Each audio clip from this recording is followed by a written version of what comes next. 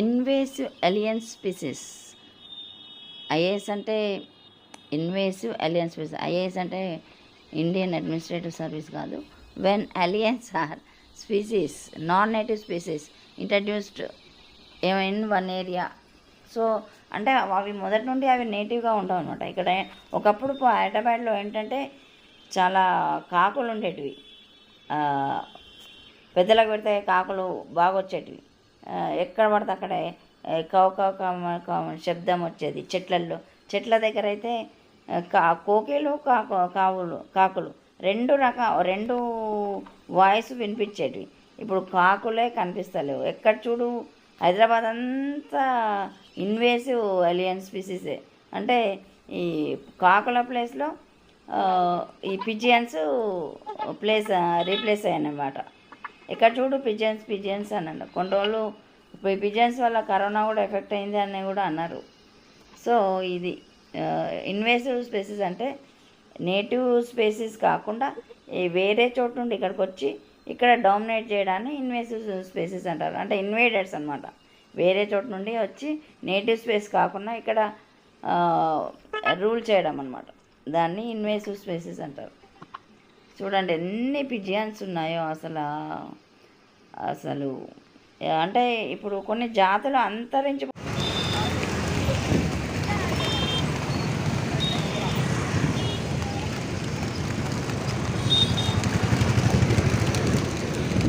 ఒకప్పుడు డైనోసార్లు ఉండేవి. అంటే ఆ టెంపరేచర్, అంటే అక్కడ టెంపరేచర్ ఎక్కువగా ఉండేది. తర్వాత ఏంటంటే గ్రాడ్యువల్గా కూల్ డౌన్ అయింది అట్మాస్ఫియర్ అంతా కూడా.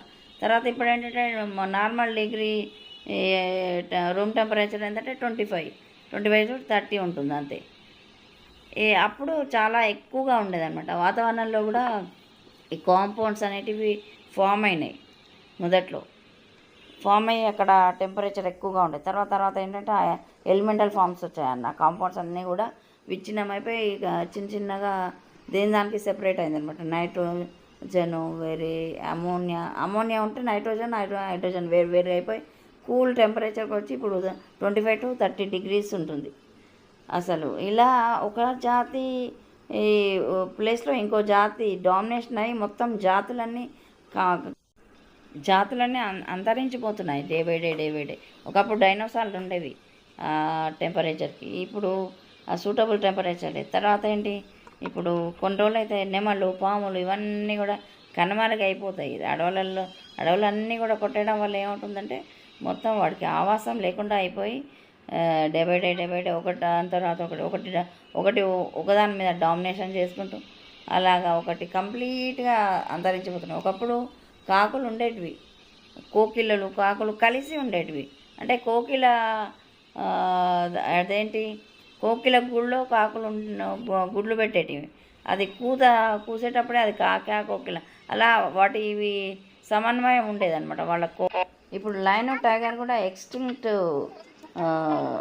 స్పీసీస్కి వెళ్ళిపోతున్నాయి. అంటే ఎండేంజర్ నుండి ఎక్స్టింక్ట్కి వెళ్ళిపోతున్నాయి ఈ లయన్, టైగర్ కూడా. ఎక్కడన్నా కనిపిస్తుంది జూ పార్కులలో తప్ప ఇంకెక్కడా కనిపించట్లేదు. ఎప్పుడో ఒక చోట అడవులలో బయట నుండి తిండి లేకనో దేని వల్లనో ఆవాసం సరిగ్గా లేకనో అవన్నీ బయటకు రోడ్ల మీదకి వస్తున్నాయి.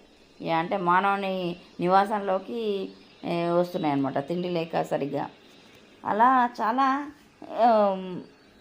ఇలా జీవులన్నీ కూడా అంతరించి పోతున్నాయి. ఇప్పుడు హైదరాబాద్లోనే ఒక బెస్ట్ ఎగ్జాంపుల్ పిజియన్. అలాగే ఏంటంటే వాటర్ హైసింత్. ఇప్పుడు హుస్సేన్ సాగర్లో ఏంటంటే వాటర్ హైసింత్ అనేది అంటే అది తేలుతూ ఉంటుందన్నమాట మొక్క. అంతేకాకుండా ఇది ఏంటంటే హైదరాబాద్లో కొన్ని స్పానిష్ ఫ్లాగ్ ప్లాంట్ అని కూడా ఉంటుంది. ఇది ఫారెస్ట్లలో ఉండేదన్నమాట. ఇక్కడ వాటర్ హైసింత్ ప్రాబ్లమ్, అక్కడ ఫారెస్ట్లో ఏంటంటే స్పానిష్ ఫ్లాగ్ ప్లాంట్. అది కూడా ఇన్వేసివ్ అనమాట. అంటే అది నేటివ్ కాదు కానీ మొత్తం లేక్లలో కూడా ఆక్యుపై చేస్తుంది అనమాట. వాటర్ అంతా ఆక్యుపై చేసి మొత్తం దాన్ని పొల్యూట్ చేస్తుంది.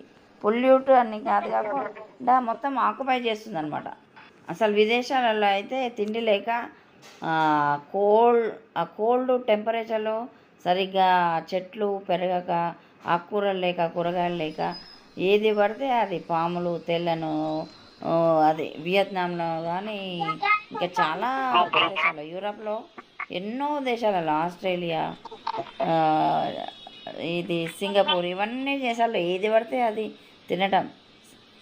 సీ ఫుడ్డే కాదు అసలు, టెరెస్ట్రియల్ అదేంటి టర్మైస్ను కూడా తింటారట, చెద పురుగులను వేపుకొని తింటారు. అంటే కొన్ని రోజులు అయితే ఏంటంటే తిండి లేకుండా ఏది పడుతుంది, ఏది దొరికితే అది ప్రోటీన్ అయితే చాలు. అంటే ప్రతి బాడీలో ప్రోటీనే ఉంటుంది కదా, అది ఆ ప్రోటీన్ అయితే చాలు అన్నట్టుగా తింటారు కొన్ని రోజులు అయితే. అలా అయిపోతుంది. డే బై డే ఏంటంటే అంతరించిపోతున్నాయి. తిండి దొరకకుండా అయిపోతుంది కొన్ని రోజులు అయితే. ఇక ఏది పడితే అది తేళ్ళు, జర్రులు, పాములు, కుక్కలు, పిల్లల్ని కూడా తింటారు.